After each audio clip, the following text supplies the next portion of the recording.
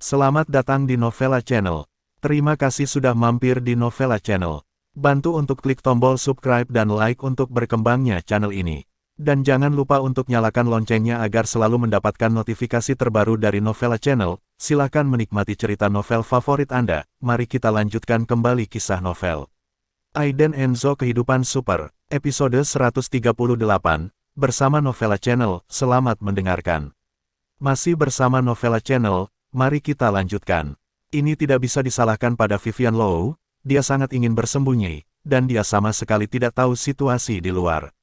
Dari sudut pandangnya, tidak ada masalah sama sekali, tetapi dari luar, dia kebetulan melihat jari kaki sepasang sepatu. Beilang menyeringai saat melihat ujung sepatu itu. Dengan senyum dingin, dia ingat dengan sangat jelas bahwa Vivian Low memakai sepatu ini hari ini. Selangkah demi selangkah, dia berjalan ke Vivian Low dengan tap-tap-tap, dan menatap dingin ke arah wanita yang sedang memeluk lututnya. Vivian Low mengangkat kepalanya, menutup mulutnya dan berteriak, lalu berdiri diam-diam, menyesuaikan mentalitasnya, dan menatap pria dengan seragam penelitian yang berat dengan tenang. Beri kamu dua pilihan, beritahu aku kata sandinya, atau aku akan dibawa pergi. Waktu adalah hidup, Beilang meraih tangan Vivian Low dan meremasnya dengan keras. Vivian Low terdiam, alisnya sedikit berkerut, dan pada saat serigala itu mencengkeram lengannya, dia membanting lututnya ke perut serigala utara. Kekuatan besar, ini adalah trik pertahanan serigala yang dia pelajari sebelumnya untuk mencegah kecelakaan. Namun, perlawanan Vivian Low saat ini sama saja dengan mencari kulit dari harimau. Dia hanya menyerah sedikit, baru saja menghindari lutut Vivian Low. Kemudian, dia menatap Vivian Low dengan kejam, menunjukkan senyum ganas, dan berteriak, "Direktur Vivian, saya menyarankan Anda untuk tidak bermain trik. Buka kunci kata sandi untuk saya dengan cepat, atau saya akan membawa Anda." Pada saat itu, Anda, seorang wanita cantik, mungkin menjadi objek air liur untuk semua pria di organisasi kami. Vivian Low mengerutkan kening, tetapi masih tetap diam. Dia tahu bahwa jika dia dibawa pergi oleh pria di depannya, dia pasti akan galak. Lebih atau kurang, tetapi tidak mungkin dia memberitahu pihak lain kata sandinya. Karena, ini adalah proyek yang dikembangkan dengan kerja keras oleh seluruh perusahaannya. Inilah latar belakang Bikan memasuki industri farmasi di masa depan. Data penelitian dan metode sintesis obat anti kanker baru diteliti oleh Vivian Low dan beberapa ahli dalam kelompoknya. Ini bukan hanya harapan Bikan, tapi juga harapan Vivian Low. Jika Vivian Low memberitahu kata sandi komputer kepada orang di depannya, tidak diketahui apakah pria ini akan membiarkan Vivian Low pergi setelah mendapatkan kata sandi dengan mudah.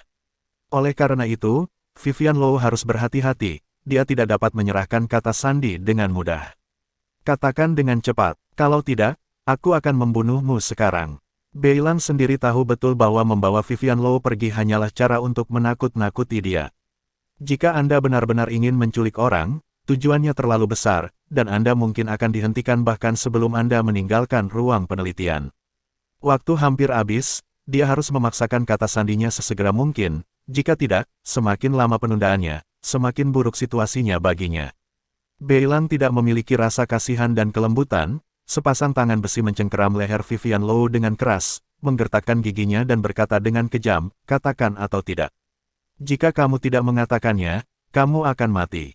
Termasuk anak di perutmu." Vivian Low dicekik habis-habisan oleh Beilang. Dia tidak bisa bernapas sama sekali, dan wajahnya yang seputih salju langsung memerah. Cara Beilang memperlakukan wanita itu terlalu kasar, yang membuat Vivian Low merasakan ancaman kematian. Dia ingin bernafas, tapi dia tidak bisa bernafas sama sekali. "Aku akan memberimu satu kesempatan terakhir, jika kamu tidak mengatakan apa-apa. Jika kamu tidak mengatakan apa-apa, aku akan mencekikmu sampai mati sekarang." Tangan Beilang perlahan meningkatkan kekuatannya, paling buruk mencekik Vivian Low di sini, dan kemudian meledakkan seluruh lembaga penelitian bawah tanah. "Ayolah, dalam hal ini, meskipun Anda tidak mendapatkan data dan metode sintesisnya, Bikan akan sia-sia." Vivian Low memegang tangan Beilang dengan kedua tangan, tetapi sekeras apapun dia berusaha, dia tidak dapat mematahkan tangan besar seperti besi itu. Dia sudah merasa otaknya sangat hipoksia. Pada saat ini, Vivian Low berharap Aiden Enzo muncul di hadapannya. Aiden Enzo, bantu aku. Pikiran Vivian Low melintas dengan sosok itu berulang kali. Dia berharap Aiden Enzo bisa segera muncul.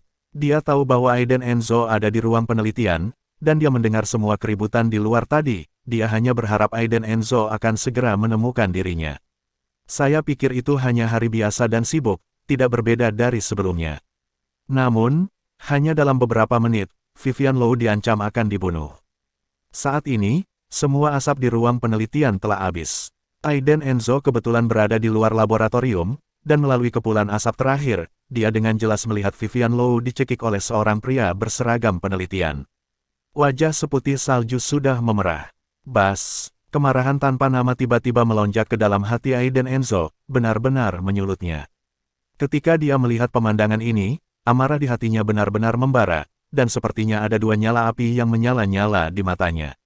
Satu terbang, dan menendang pintu pelindung kaca laboratorium, langsung menghancurkan kaca pelindung. Terlihat bahwa Aiden Enzo sedang terbakar amarah saat ini. Aiden Enzo bergegas masuk dan berdiri kurang dari 2 meter dari Vivian Low. Ketika Vivian Low melihat sosok Aiden Enzo di matanya, dia akhirnya merasa memiliki harapan hidup. Jika bukan karena dia, mungkin semuanya akan berakhir seperti ini. Beilang mendengar suara kaca pecah. Buru-buru melepaskan tangan Vivian Low, dan Vivian menarik napas tajam, merasakan udara segar mengalir ke paru-parunya. Vivian Low sangat hipoksia, dan duduk lemas di tanah saat ini, terengah-engah. Situasinya baru saja istimewa, dan dia masih tidak bisa mengatasi kegugupan dan ketakutannya. Melihat ke belakang pada saat ini, itu terlalu menakutkan, dan dia masih sedikit terkejut. Beilang berbalik dengan tajam, dan melihat belati menembus kehampaan, menusuk lurus ke arahnya. Dia juga melihat sepasang mata merah, penuh dengan kemarahan yang mengerikan. Pengadilan kematian, Vivian Low, jika Anda ingin menyentuh sehelai rambutnya, Anda harus membayar harganya dengan darah. Ketika Aiden Enzo melihat Beilang memperlakukan Vivian Low dengan sangat kasar, Aiden Enzo merasa seluruh tubuhnya penuh amarah. Itu benar-benar mendidih, dan satu-satunya kata di matanya adalah membunuh. Dalam sekejap, tangan besi Aiden Enzo menghantam dada Beilang dengan kuat. Ledakan, hanya dengan satu pukulan, dada Beilang benar-benar roboh. Pukulan kedua menyusul, pukulan ketiga menyusul. Setelah 3 pukulan, tulang rusuk Beilang semuanya patah. Bahkan jika Dewa Daluo datang, dia tidak bisa menyelamatkannya. Vivian Low duduk lemas di tanah saat ini, terengah-engah. Penglihatannya agak kabur, dan dia hanya bisa melihat sosok itu dengan putus asa melampiaskan sesuatu. Beilang jatuh ke genangan darah dan tidak pernah menutup matanya sampai mati.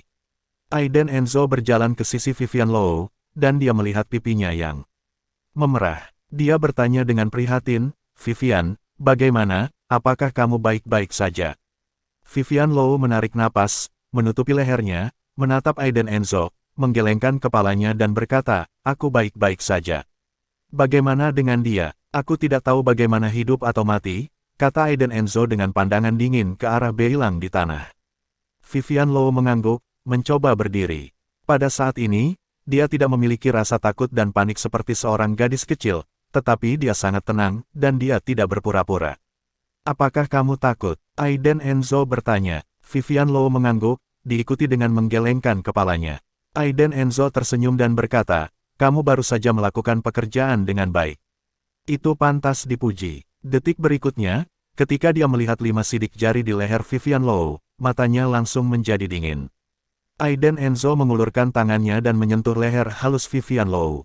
"Prihatin, apakah itu sakit?" Vivian Low bertemu dengan tatapan Aiden Enzo, terkejut, mengulurkan tangannya untuk menutupi lehernya dan berkata, "Tidak apa-apa." Aiden Enzo tiba-tiba meletakkan tangan di Vivian Low. Melewati, lalu sisi lain lewat di bawah ketiaknya, langsung memeluk Vivian Low. "Ah, apa yang kamu lakukan?"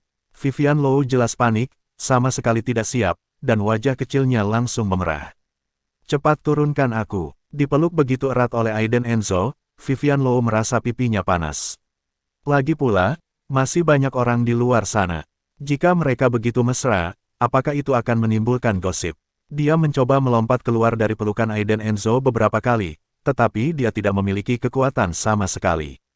"Jangan bergerak, kamu adalah istriku, apa yang kamu takutkan? Aku akan membawamu untuk menyembuhkan lukamu." Aiden Enzo memeluk Vivian Low seperti ini, dan berjalan langsung menuju gerbang. Saat ini, gerbang lembaga penelitian telah dibuka, dan kerumunan yang kacau hampir melarikan diri. Vigo Liu, kapten tim keamanan, bergegas masuk bersama sekelompok orang. Mengetahui bahwa sesuatu terjadi di lembaga penelitian, Vigo Liu merasa seolah-olah sedang menghadapi musuh yang tangguh. Itu adalah tempat paling penting di seluruh kelompok, dan ketika dia mendengar bahwa presiden ada di sana, Vigo Liu sangat ketakutan hingga wajahnya berubah menjadi hijau. Namun, sebelum mereka masuk ke lembaga penelitian, mereka melihat seorang peneliti berlari keluar dari lembaga penelitian. Vigo Liu meraih seseorang dan bertanya, apa yang terjadi di dalam? Kalian semua bingung, di mana Direktur Vivian? Apakah Direktur Vivian di dalam? Terima kasih sudah mampir di Novella Channel.